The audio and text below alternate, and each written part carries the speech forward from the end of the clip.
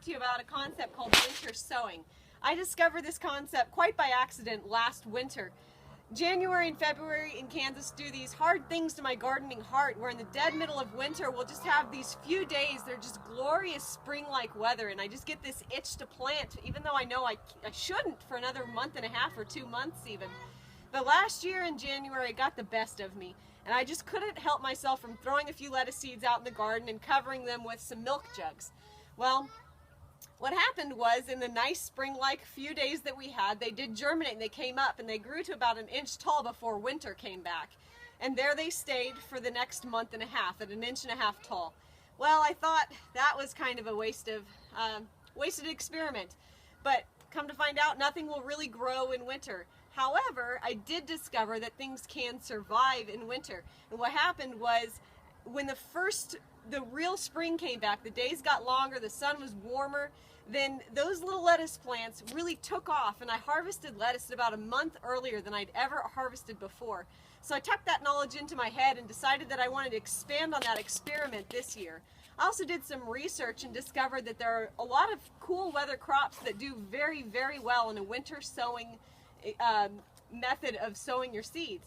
Basically, the idea is you put them out there and you keep them covered and sheltered with a greenhouse top, and then when the conditions are right, they'll germinate and they'll produce an early crop for you. So that's what I've been doing this year. I did try this again out in the back in the main garden, but the garden cleanup crew happily cleaned up that part of the garden as well. The garden cleanup crew being our flock of chickens. Anyway, so rather than being defeated for this year's winter sowing, I decided to move up to these new garden beds I just put in a couple weeks ago. I've already got some lettuces and corn salad and arugula planted in, and today I'm going to plant some spinach. So here's my spinach seed. This seed is seed that I harvested from my last year's spinach crop, so it's completely free seed for me. I like free experiments and I like free food, so this is a win-win situation for me. So Aline, I'm going to have you just sprinkle a few of those spinach seeds right here in the middle. And we can do quite a few. 3, 4, 5, 6. Let's do a few more, okay? I'm just going to go ahead and all right there in that area. Nope, right here. There we go. Yep, so it's very simple. You just put them in the ground, lightly cover them with your soil, and then put on your greenhouse top. I use all recycled covers. These are, I think, strawberry containers. Lettuce containers work great. Blueberry containers. Anything that you have from the grocery stores is perfect. One thing that you do need to make sure is that they have ventilation holes. These have them in there already. A lot of these lettuce containers don't, so I had to go ahead and poke holes in those with an ice pick, and that'll do it just fine. You just cover it up, and then you stake it down with some sticks. Well, there we go. Maybe. One moment. Grab another stick.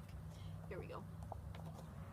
Yep, you stake it down with a couple of sticks so it doesn't blow away in your Kansas breeze, and then you're good to go. All you have to do is wait, and then hopefully we'll be getting an early crop of spinach this year.